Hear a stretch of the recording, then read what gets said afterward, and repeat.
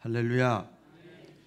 창세기부터 요한계시록까지 성경 말씀이거든요. 근데 원래 하나님이 우리 인간을 지으실 때 동물들은 흙으로 지었지만 사람은 흙으로 만들고 그 다음에 코에 생기를 불어넣어서 생명이 됐어요. 그래서 하나님의 형상대로 지음받았어요. 그래서 하나님과 교제할 수 있는 그 DNA가 뭐냐면 하나님의 형상이 영적인 거예요. 생기예요. 그런데 아담과 하와가 우리 죄를 졌잖아요. 그래서 교만해서 죄를 져서 에덴 동산 하나님과 같이 교제하고 행복하게 알콩달콩 살아야 되는데 거기서 쫓겨났어요. 그렇죠? 하나님이 쫓아냈잖아요. 그리고 하나님이 쫓아내서 끝났어 한 게 아니고 항상 하나님은 우리가 잘못하고 범죄하고 그러면 죄의 값을 치르게 하시면서도 동시에 다시 돌아올 수 있는 회복의 길을 열어놓으셔요. 할렐루야. 그게 큰 우리 신약적으로 지금으로 보면 예수님을 통해서 하나님과 다시 접할 수 있는 기회를 열어놓으셨어요. 근데 예수님이 오시기 전에 구약의 내용이 뭔가 하면 다시 하나님과 만나고 하나님과 교제하고 하나님과 화목하고 그렇게 하기 위해서 하나님이 만들어 놓으신 제도가 있었는데 제사예요. 제사. 그 제사를 하나님과 다시 교제하고 만나고 회복하고 축복을 경험하고 그게 구약의 내용이잖아요. 그래서 그게 안 되니까 예수님이 이 땅에 오셨단 말이에요. 믿으시면 아멘. 그렇게 됐어요. 따라해 보겠습니다. 믿음의 감사를 기뻐하십니다. 그래서 하나님의 은혜를 다시 받는 거죠. 하나님의 그 은혜지요. 그냥 딱 단절해도 되는데 하나님의 은혜를 받는 조건, 하나님을 만나는 조건, 우리의 잘못과 허물과 실수를 다시 용서함 받는 그 조건이 뭐냐? 하나님이 만들어 놓은 제사 제도를 만들어 놓으셨어요. 오늘날로 말하면 이렇게 예배 드리는 거예요. 하나님을 만나고 체험할 수 있는, 회복할 수 있는, 경험할 수 있는 길을 이 예배가 그게 참 중요한 거죠. 제사인데요. 구약의 5가지 제사죠. 우리가 잘 아는 대로 그 제사에는 항상 그냥 나오면 안 되는 거예요. 예물이 있는 거예요. 예물, 제물이 있는 거죠. 오늘날로 말하면 예물이고 그때 당시엔 제물이요. 제물, 짐승의 피죠. 그 모든 짐승의 피는 예수님의 피를 상징한다고 이게 다 성경에 예시가 되어 있습니다. 5가지인데 뭔가 하면 첫째는 속죄제를 드리면서 하나님을 만나고 하나님을 경험하고 다시 회복하는 거예요. 그게 뭐냐? 속죄제는 뭔가 하면 신자로서 하나님을 믿는 자로서 목사로서 권사로서 예수 믿는 사람이 지은 죄, 하나님께 지은 죄예요. 하나님을 믿지 않는 사람은 하나님께 죄를 짓고 아니고도 모르잖아요. 신자의 죄라 그래요. 그래서 이 속죄제라고 그래요. 그때 속죄제를 드려라. 하나님께 지은 죄. 그러니까 성경에 신약에 많이 나와 있잖아요. 예수님을 믿고 하나님의 자녀가 됐는데 죄를 지어. 그게 뭐냐면 성경에 많이 기록이 있어요. 기도하지 않는 것도 죄, 사랑하지 않는 것도 죄, 사명 감당하지 않는 것도 죄. 다 죄래요. 그 죄예요. 그게 그런 거 하나님께 그럴 때 속죄 제물을 드려라 그랬습니다. 또 사람에게 지은 죄가 있어요. 사람이 속이고 거짓말하고 사기치고 죽이고 헐뜯고 막 깎아내리고 막 이런 거 있잖아. 이런 거 사람과의 관계에서 지은 죄 이것을 탕감하고 하나님 앞에 와라 다 속죄하고 그래서 그때 속건제를 드리도록 하셨습니다. 그리고 하나님과 내 모든 삶 속에서 일어나는 모든 크고 작은 일들 다 하나님 내가 이제는 깨끗하게 살아볼게요. 온전히 헌신하고 온전히 하나님의 영광을 위해서 남은 생에 타입같이 못하고 요셉같이 못하고 선교사님처럼 못하고 저 사람같이 못한다 할지라도 내 형편과 수준과 이 신앙의 수준에 맞게 이 상태에서 내가 하나님을 위해서 한번 깨끗하게 성결하게 헌신하며 충성하며 살아볼게요. 그런데 내가 너무 인간적으로 환경적으로 너무 힘들어요. 그래서 그걸 다 태워버리는 거예요. 각을 따가 쪽쪽쪽 내가지고 번제물이 여기서 하나님과 이렇게 하나님께 더 가까이 하나님을 섬기고자 하는 마음이 성결이죠. 그 다음에 그러면서 하나님과 연결이고 또 하나는 뭐냐면 소제가 있어요. 소제. 이 소제는 내가 사람인데요. 내가 뭐 장로고 목사고 권사고 삼십니까 은혜 체험을 했는데도 사람인지라 이 성격이 안 좋아서 이 돈 문제 때문에 이 자존심 때문에 부지불식간에 이게 뭐가 잘못된 게 항상 우리가 많잖아요. 그래서 부지불식간에 알고 지은 죄 모르고 지은 죄 연약성 때문에 할 수 없잖아요. 할 수 없잖아요. 사람이니까 그때 내 자신도 모르게 지은 죄 이런 것들이 생각나면 그때마다 하나님께 제물을 드리는 거예요. 이때는 이 식품, 이 농산물 같은 거, 이렇게 밀가루 같은 거, 땅의 소산물을 드리도록 했어요. 그렇게 해서 하나님과 다시 또 껄쩍지근한 거 다 제거시키고 하나님과 하나 되고 하나님의 은혜를 다시 체험할 수 있는 길을 만들어 놓으셨어요. 그 다음에 또 하나가 있는데 이 화목제입니다. 화목제 따라해 보겠습니다. 화목제. 화목제는 뭐냐면 죄하고는 상관이 없어요. 따라해 보겠습니다. 죄하고는 상관없다. 죄하고는 아무 상관이 없는 거. 이것은 속죄제, 속건제, 소제 이거는 피를 통해서 하고 그다음에 또 이 소제 피를 통해서 하고 번제까지는 피를 통해서 소제는 이 땅의 농산물로 하는데 이거 전부 죄하고 연관되어 있는 건데 화목제는 전혀 죄와 상관이 없습니다. 그래서 이 속죄제, 속건제, 소제는 이것은 번제는요 이걸 의무적으로 드리라고 그랬어. 하나님이 이 성경의 원어의 뜻을 보면 명령이요 명령. 군대 갔다 온 남자는 명령은 하고 싶으면 하고 말고 싶으면 말고 내가 기분 따라 이렇게 하는 게 아니에요. 의무는 무조건 하는 거예요. 내기 싫어도 그냥 할 수 없이 세금 내야 되는 것처럼 그 의무자 말이에요. 그런데 이 화목제는요 의무가 아니고 자원이에요. 자원이에요. 해도 되고 안 해도 돼. 큰 문제가 되는 건 아니야. 죄하고 상관없는 거니까. 그렇습니다. 그래서 이걸 다른 말로 하면 감사제예요. 감사제. 하나님과 내가 더 가까이 하고 싶어요. 멀리 해도 돼. 저 사람하고. 저 사람하고 대화 안 해도 돼. 그냥 눈이 사면 살짝 하고 말아도 돼. 뭐 괜찮아. 뭐 나는 떳떳한데 뭐 내가 굳이 저 사람한테 고개 숙일 필요 뭐 있어. 아쉬운 소리 할 필요 뭐 있어. 그렇게 안 해도 돼. 그런데 하나님과 내가 이왕에 교회 다니고 신앙생활하는데 가까이 하고 싶습니다. 하나님을 더 경험하고 싶습니다. 하나님과 친밀하고 싶습니다. 코로나 시대에 또 이 마지막 시대에 하나님이 살아계십니까? 하나님 내가 경험한 거 있는데 하나님과 더 알콩달콩하게 내가 살아보고 싶습니다. 이 친밀이에요. 친밀. 하나님을 인정하고 하나님을 찬양하고 하나님과 같이 친밀도를 또 높이고 싶은 거예요. 관계를 회복하고 싶어. 그래서 전화도 하고 만나기도 하고 자꾸 하는 거죠. 이게 화목제예요. 이걸 다른 말로 하면 감사제예요. 할렐루야. 감사제. 그러면서 깊은 교제가 하나님과 이루어지는 겁니다. 이게 감사제. 우리가 다음 주일이 추수감사 주일로 드립니다. 추수감사 주일이 옛날 농사 시대 때는 추수물을 드리죠. 우리가 상징적으로 드리는 겁니다. 이렇게 여러 음식물 가운데서 먹는 것 가운데서. 그런데 오늘날에 보면 저 시골 지역이 아닌 다음에는 대부분 다 이제는 일 다니잖아요. 일을 하잖아요. 그래서 지난 1년간 내가 수입에 또는 더 큰 관점에서 보면 꼭 물질적인 관점이 아니라 할지라도 내가 지난 한 해 동안 올 한 해 동안 1년간 하나님이 나에게 베풀어 주신 은혜가 뭔가 어떻게 인도하시고 어떻게 지켜주셨는가 지난날의 1년간의 삶을 한번 쭉 리바이벌 해보는 거 이렇게 쭉 되새김질 해보는 거 생각해보는 거예요. 이렇게 쭉 하면서 참 감사하다. 할렐루야. 신앙적으로, 인간적으로, 물질적으로, 자녀로, 뭐 어떤 출생으로, 뭐 사업으로 여러 가지가 있잖아요. 참 하나님의 은혜가 감사하다. 특별히 코로나 상황 속에서도 감사하다. 저는 보니까요, 우리 교회가 오늘 참 제가 조금 이제 업됐어요. 오늘 많이 나오셨어요. 이렇게 점점 줄어드는 지금 상황인데 얼마나 감사해요. 그래서 어쨌든 간에 이게 목회적으로나 개인적으로나 여러분 삶 전체가 지난 1년 동안의 삶을 살아가면서 내가 하나님께 감사하는 주일이 바로 추수감사 주일이에요. 다음 주일에 드는데 우리가 살아가면서 감사라는 말을 많이 사용을 하기도 하고 듣기도 합니다.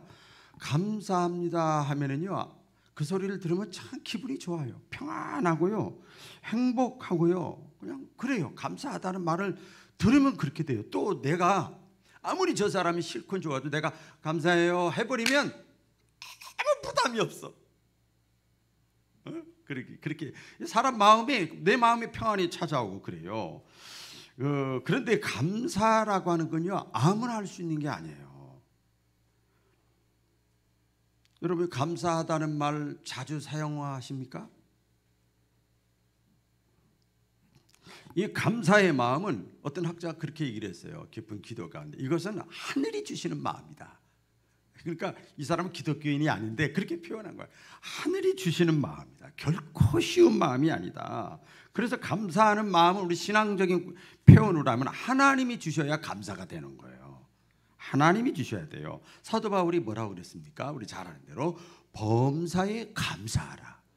그리고 그때 뭐라, 이것이 그리스도 예수 안에 있는 자에게 향하신 아버지 하나님의 뜻이니라 말씀하셨잖아요. 그러니까 하나님이 우리에게 주시는 감사의 마음, 여기에는요 이제 말씀 묵상하면서 여러 가지 어떤 메시지가 있어요. 한번 그 두세 가지를 나눌 텐데, 첫째는 뭔가 하면요, 감사하는 마음은요 믿음의 열매입니다. 따라해 보겠습니다. 믿음의 열매. 예, 제가 질문해 볼까요? 질문해 볼게요, 여러분. 내가 신앙생활을 이렇게 하다가 나름대로 하다가 믿음이 약해지면 제일 먼저 생각과 마음과 입에서 삼박자가 돼가지고 툭 튀어나오는 게 뭔지 아세요? 불평이요, 원망이요, 짜증이요, 의심이요, 낙심이요. 제일 먼저 그게 딱 머리 마음 생각에서 나오게 돼요. 이것이요, 원망, 불평, 짜증 뭐 이런 것들이요, 감사의 마음이, 또 우리가 예수 믿는 사람이니까 감사의 마음이 여기서 뭔가 오늘도 이제 설교 듣고 은혜 받고 또 예배 드리고 또 어떤 사건을 보고 감사의 마음이 싹 올라오려고 하는 것을, 요 불평과 원망과 낙심과 의심이 이게 그 감사의 마음 올라오는 싹을 싹둑 잘라버리는 거예요. 싹둑 잘라버리는 거예요. 나쁜 요소들입니다. 우리가 신앙생활을 해도요, 얼마든지 원망과 불평 속에서 빠져나오지 못하는 사람들이 많이 있어요. 저도 그런 체험을 많이 했어요. 그 수렁에서 오랫동안 못 빠져나오려고 하다가 또 안 되고, 수렁이라는 말을 제가 불평의 수렁에서 못 빠져나 오랜 기간 동안 마음의 방황을 하면서 이 자리에 앉아 있는 사람도 있다 이 말이에요. 왜 그러냐? 믿음이 약해져서 그래요. 간단합니다. 그러니까 저는 다 뭐 성경적이지만 믿음이 약해졌어. 그 사람이 성경 지식이 얼만큼 있고 직분을 얼만큼 갖고 얼만큼 오래 믿었고 그거하고는 무관하다니까요. 믿음이 약해졌단 말이야. 믿음이 약해졌어요. 말씀과 기도 생활을 안 하면 믿음이 약해질 수밖에 없는 거예요. 심성하고는 아무 상관이 없지요. 믿음이라는 게 뭔가, 또 이 오늘 말씀과 연관돼서 보면 믿음이라는 건 말 그대로입니다. 하나님을 믿는 믿음이 충만한 게 믿음이요. 예? 하나님을 믿는 믿음이 충만한 게 믿음이에요. 그러니까 이 하나님을 믿는 믿음이 충만해야 감사가 나오는 거예요. 믿음의 열매가 이렇게 자연스럽게 맺어지는 거예요. 근데 믿음이 약해진 걸 다른 말로 하면 설익었어. 교회 설익었어 지금. 그리고 약간 골맞어. 설익었어. 이 설익었다는 게, 골맞다는 게 뭔가 보니까 오래 믿으면서 타성에 젖어도 골마요. 그 믿었는데 아직도 분명한 말씀과 체험을 통해서 못하면 설익어요. 그러면 이런 것들이 주로 뭔가 하면 뭔가 머리로 믿고 생각으로 믿고 지식으로 믿고 사상으로 믿고 이론적으로 믿고 종교적으로 믿는 거예요. 설익은 상태죠. 설익은 상태죠. 예, 빌립보서 2장에 보면 빌립보서 2장 13절로 14절에 보면 다 같이 읽어볼까요? 시작. 너희 안에서 행하시는 이는 하나님이시니 자기의 기쁘신 뜻을 위하여 너희로 소원을 두고 행하게 하시나니 모든 일을 원망과 시비가 없이 하라. 자, 이 말씀인데 이 말씀을 여러분 한번 쭉 이렇게 보시고 제가 설명해 드릴게요. 자, 내 안에 하나님이 계시면서, 성령이라고 그러죠. 오늘날로 말하면 성령이죠. 내 안에 하나님이 충만하고 성령님이 충만하면 하나님이 기뻐하시는 소원이 생겨. 아멘. 내 소원도 있지만 하나님이 기뻐하시는 소원을 생겨가지고 그 소원을대로 내가 살고 싶은 마음이 생겨요. 우리 선교사님처럼 생기는 거예요. 그리고 이 믿음이 충만하게 되면, 같은 말로 하면 하나님에 대한 믿음이 충만하게 되고 그러면요, 감사가 생겨. 감사. 그게 하나님에 대한 믿음이 또 약해지면, 내 마음에 하나님의 성령이 임하지 않으면 약해지면 원망과 시비가 많아지는 거예요.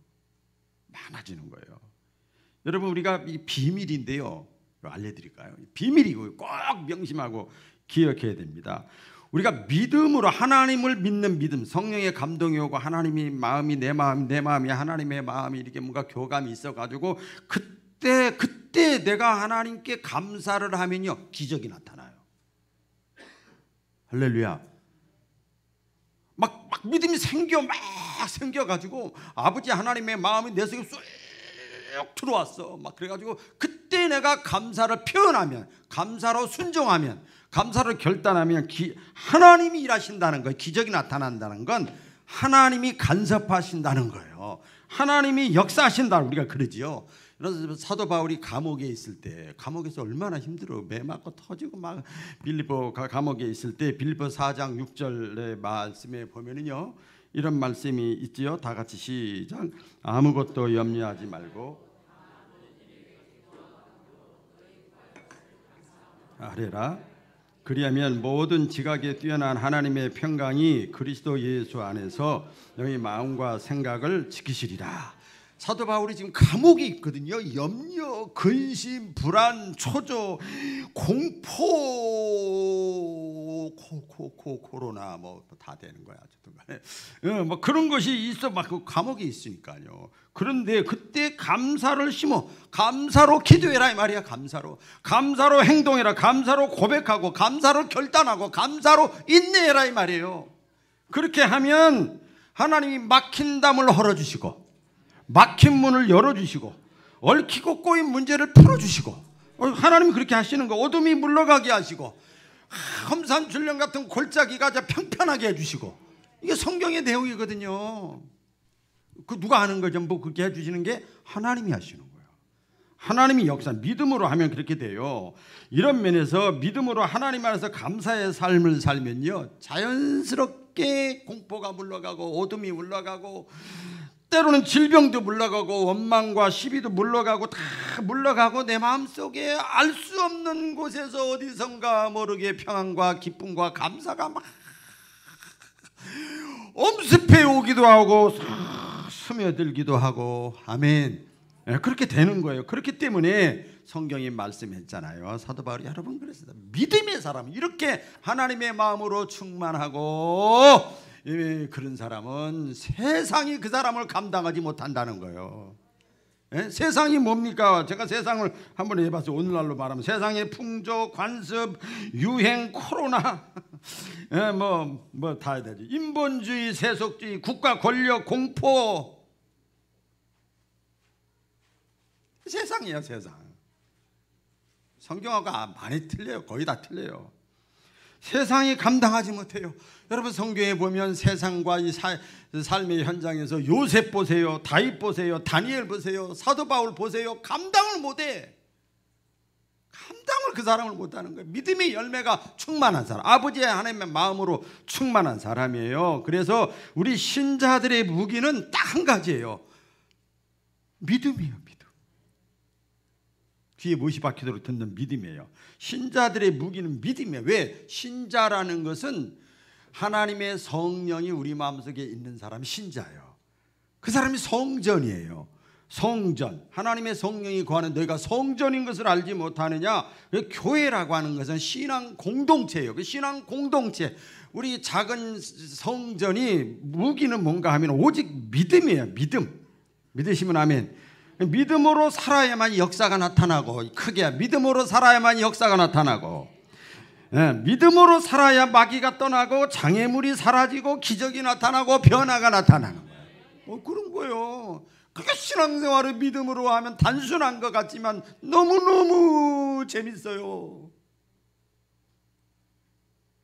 요 맛을 느끼시기를 주의 이름으로 축원합니다. 그렇기 때문에 믿음의 감사로 하나님의 도우심을 체험한 이 신앙의 선배들이 여러 간증 찬양들이 많이 있어요. 그 가운데 하나가 높은 산이 거친 들이 초막이나 궁궐이나 내 주 예수 모신 곳이 그 어디나 하늘나라. 할렐루야. 초막에 있어도 주님이 계시면 되는 거야. 남자 여자 연애해 본 사람들은 알아. 깜깜한 밤에 있어도 단둘이 있어도 비가 와도 눈이 와도 비바람이 쳐도 단둘이만 있으면 천국이야. 그렇게 되는 거예요. 그렇게 되는 거예요. 그게 감사의 고백은 아무나 할 수 있는 게 아니라 하나님의 사랑과 함께하심과 능력을 경험한 사람만이 할 수 있는 고백이요. 그러니까 그런 하나님의 사랑과 능력 이것을 경험하지 못한 사람들이 볼 땐 저 사람이 이상하다 이렇게 생각하는 거지요. 그래서 감사를 믿음의 열매라고 그러는 거예요. 할렐루야. 믿음의 열매라고 그래요. 믿음만 있으면 거친 들도 찬양처럼 초막도 다 천국이 되는 거예요. 미운 사람도 가난도 질병도 아픔도 외로움도 스트레스도 내적인 것도 외적인 것도 다 사라져. 다 사라져요. 다 사라져. 그래서 감사는 마귀를 물리치는 최고의 무기고 도구다 그래. 어떤 분이 감사해버려. 사도 바울이 그랬잖아요. 항상 감옥에 있고 매 맞고 그러면 감사를 그냥 심어버려. 다윗도 그랬어요. 다윗도 그랬어요. 그런데 이 믿음이 어디서 생기느냐? 믿음이 어디서 생기느냐? 믿음은 하나님이 거저 주시는 공짜로 주시는 은혜요 축복이요 선물이에요. 그러니까 여러분 예배 나와서 예배 드리고 말씀 듣잖아요. 그러니까 이 믿음의 선물을 나에게 주세요. 믿음의 은혜를 나에게도 주세요. 믿음의 축복을 나에게 주세요 하는 마음으로 눈을 번쩍 뜨고 귀를 뜯고 마음의 문을 활짝 열고 찬송도 하고 기도도 하고 예물도 드리고 그러는 거예요. 그렇게 하시라 이 말이에요. 그냥 종교 행위라고 생각하지 마시고 믿으시면 아멘. 자, 두 번째로 감사의 마음은 축복받은 사람에게서 나옵니다. 따라해보세요. 축복받은 사람. 다시 말씀드리면 감사는 분명히 하나님이 주시는 마음이에요. 아무나 할 수 있는 게 아닙니다. 근데 만약에 여러분 어떤 사람이 주변에 보면 감사하는 마음으로 저 사람 입만 열면 그냥 감사해요. 감사할 것 별로 없는 것 같은데 그 사람은요 복받은 사람이에요. 복받은 사람이에요. 왜냐하면 하나님이 그 사람과 함께 한다고 하는 외적인 증거예요. 제 얘기를 죄송합니다. 갑자기 생각나네요. 제가 저희 교회 개척할 때 항상 지방이나 교역장이나 어디 가면 개척했어. 그 나이에 개척하고 그리고 뭐 건축 얼마나 힘들어. 근데 제가 볼 때 그 사람이 더 얼굴이 더 힘들어. 저는 그냥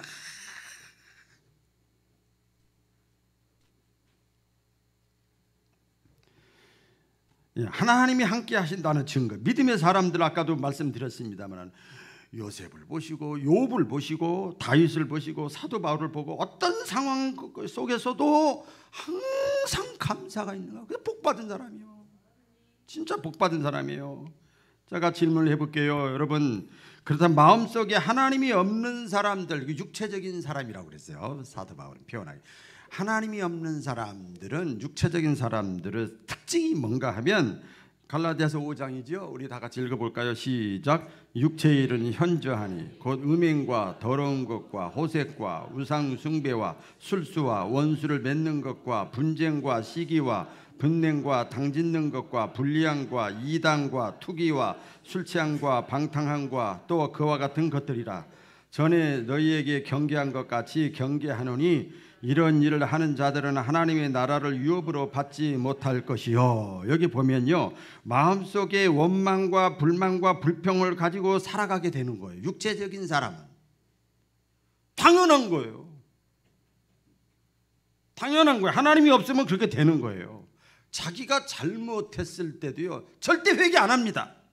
오히려 자기를 잘못 지적하면요 그 사람을 잡아 죽이려고 그래. 잠언서에 보면 교만하고 회개하지 않고 육체적이고 하나님이 없는 사람에게는 죄를 책망하지 말라. 책망하지 말라. 왜? 그 사람이 너 잡는다는 거예요. 그렇게 말씀하잖아요. 여러분 보세요. 아담과 하와 우리가 잘 알죠. 하나님을 떠나니까 죄를 졌잖아요. 하나님을 떠나 죄를 졌어요. 근데 하나님이 와서 야 너 죄 졌다. 왜 이렇게 먹지 말라고 그러고 따먹지 말라고 하는데 왜 했냐 그랬더니 하나님을 떠나니까 계속 핑계대고 가까운 사람도 나중에 원망해. 서로가 막 이렇게 돼요. 근데 똑같은 죄 비슷한 죄야. 살인죄 음란죄를 졌던 다윗은요, 나단 선지자가 와서 당신이 그 살인자요 당신이 그랬더니 죄를 범했지만 마음속에 하나님이 아직도 있어. 우리가 죄를 질 수 있잖아요. 있으니까 당장 회개하는 거예요. 복받은 사람이에요. 복받은 사람이에요.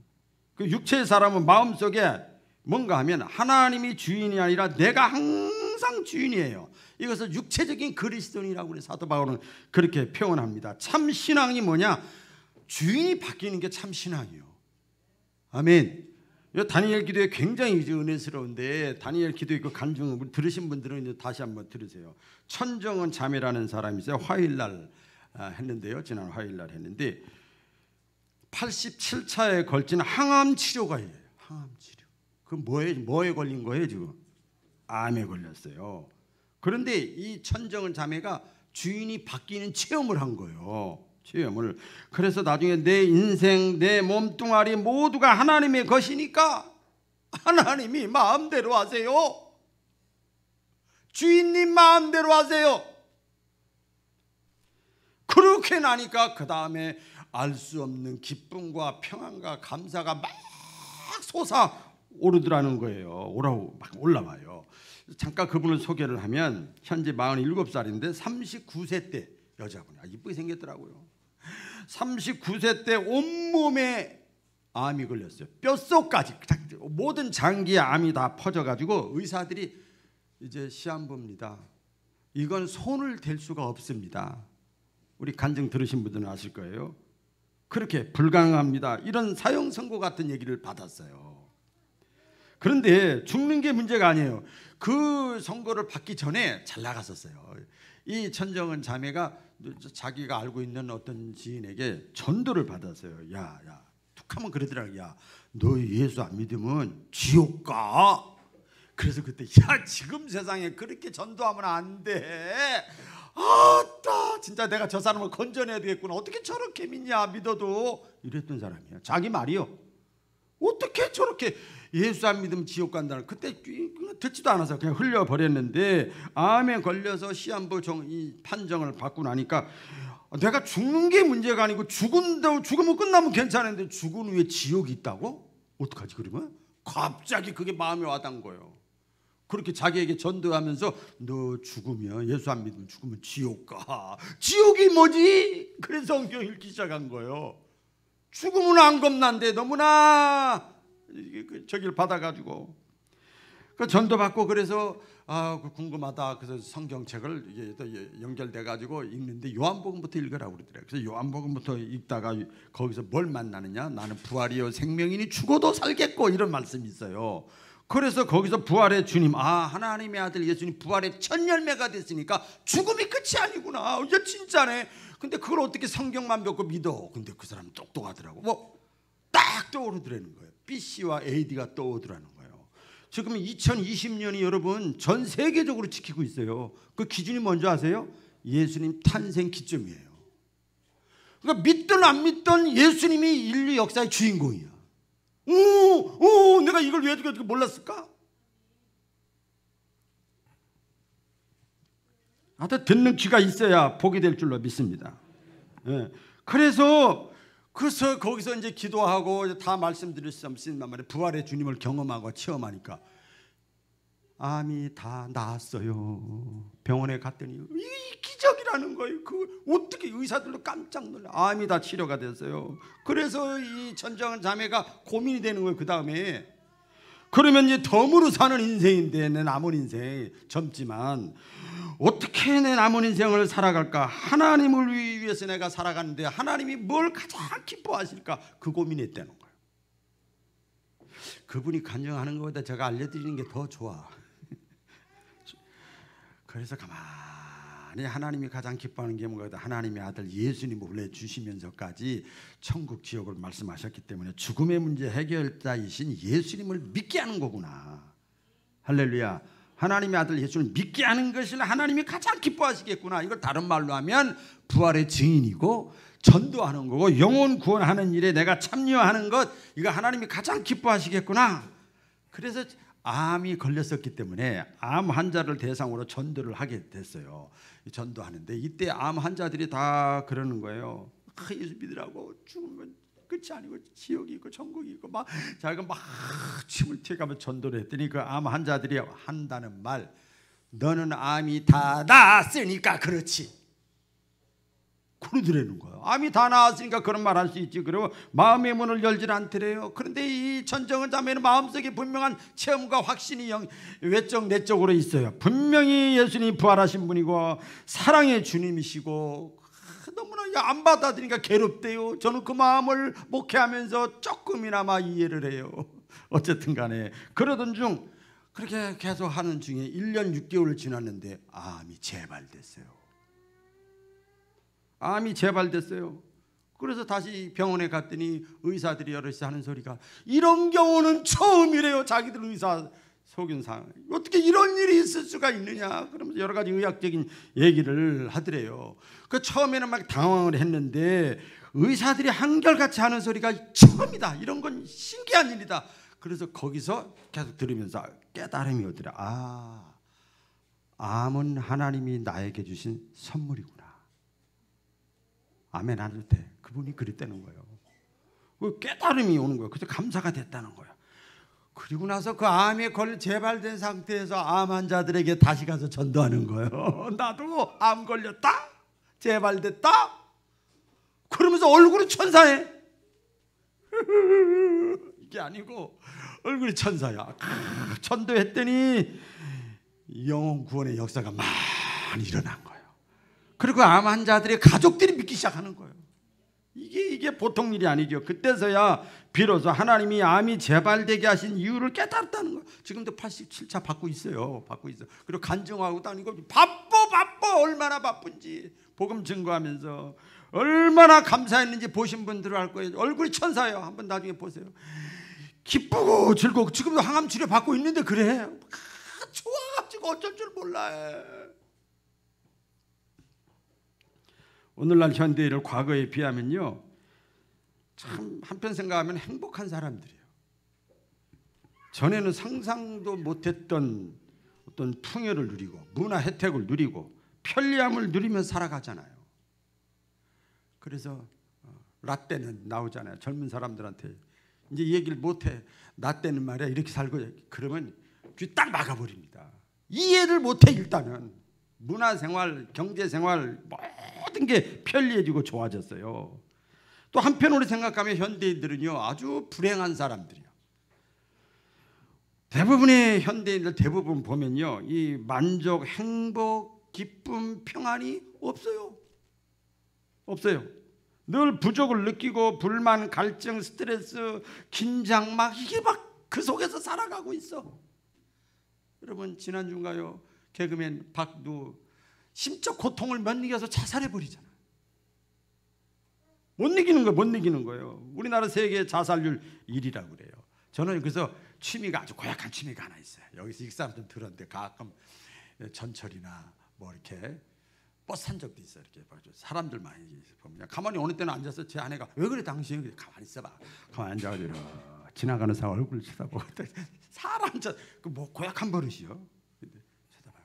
보니까요 참 얼굴에 긴장감이 흐르고 어디다 싸우다 온 사람 같고 그냥 불만이 있고 화난 사람 같고 전부 그런 사람. 엘리베이터를 타도 그렇고 그냥 길가에서 봐도 그렇고 얼마나 좋아. 그런 사람들이 그래요. 행복이나 만족감, 사실 여러분 잘 아는 대로 그 소유가 중요하죠. 물질이 중요하지만 그게 다가 아니야. 그게 언제 딱 증거가 나타나냐. 병 걸려봐. 죽음을 앞에 놓고 있어봐. 그게 문제가 아니라니까요. 고쳐만 주세요.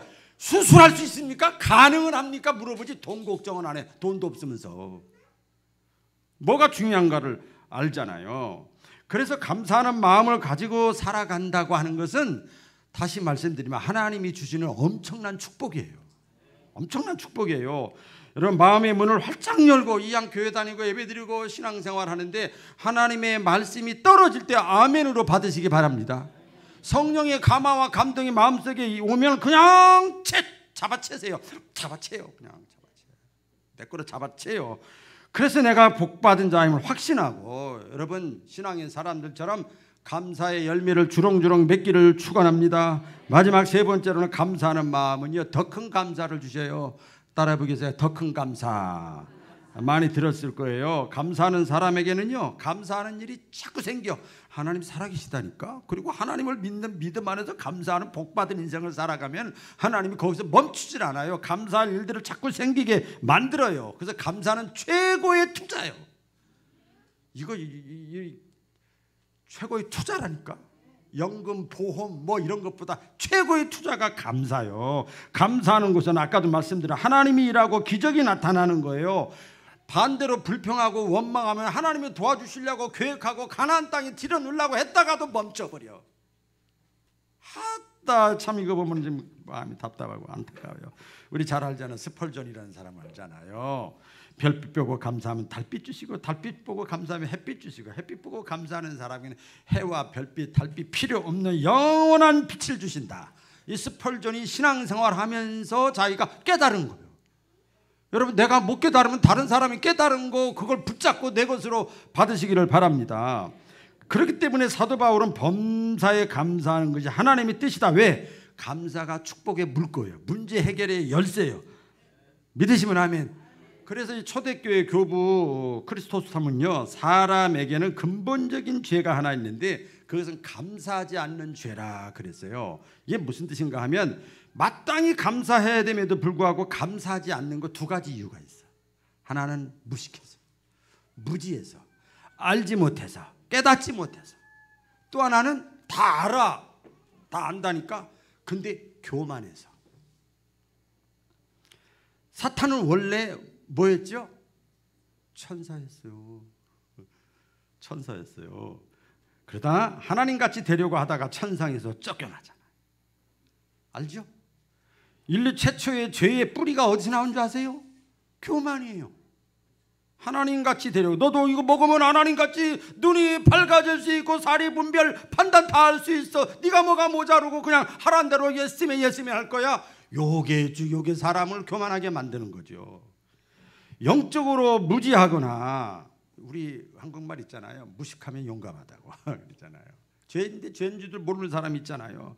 아니면 교만한 마음으로 가득 차면요, 하나님을 알지 못하는 불신앙이 돼가지고 그것이 밑바탕에 딱 뿌리로 박혀 있어가지고 그게 근본적인 죄야. 나머지 일어나는 죄들은 다 파생되는 거예요. 거기서 현상으로 드러나는 것뿐이에요. 무서운 내적인 죄라고 그랬어요.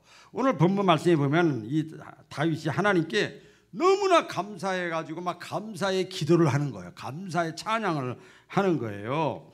이스라엘에는 원래 하나님을 상징하는, 하나님의 임재를 상징하는 법궤, 언약궤가 있었죠. 우리 잘 알죠? 그 법궤에는 뭐가 있었어요? 아론의 쌍난 지팡이, 십계명, 만나, 돌비 만나가 있었어요. 이게 뭐냐면 신적 권위가 거기 있는 거예요. 내가 거기에 있겠다. 하나님이 그렇게 말씀했어요. 하나님의 임재를 상징하는 거예요. 그런데 이제 사울 왕 때에 우리가 잘 알죠. 이 언약궤가 이방 사람들이, 이스라엘 사람들이 범죄하니까 이방 사람들이 쳐들어와 가지고 그걸 가지고 가버렸어, 다른 나라로.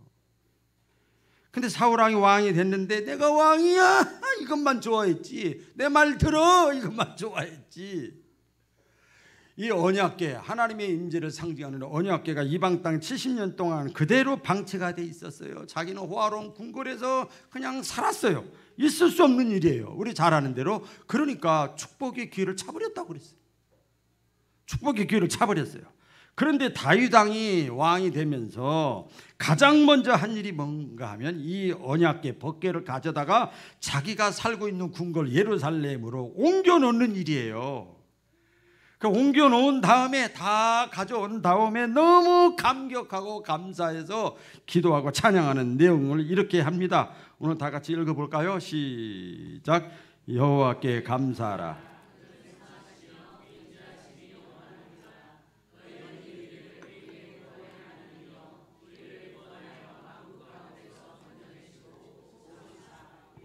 주의 성호를 감사하며 주의 영예를 찬양하게 하소서 할지어다. 여호와 이스라엘의 하나님을 영원부터 영원까지 송축할지로다. 막 감사하고 찬양하고 다윗이 그렇게 하는 거예요. 자, 한편 보면 이 다윗이 그렇게 했는데 다윗의 지난날의 삶, 2020년 지금까지 우리의 삶을 한번 비교를 해봐서 다윗은요 기가 막힌 인생을 살았어요. 어렸을 때는 목동으로 초라하게 집에서 살았고요.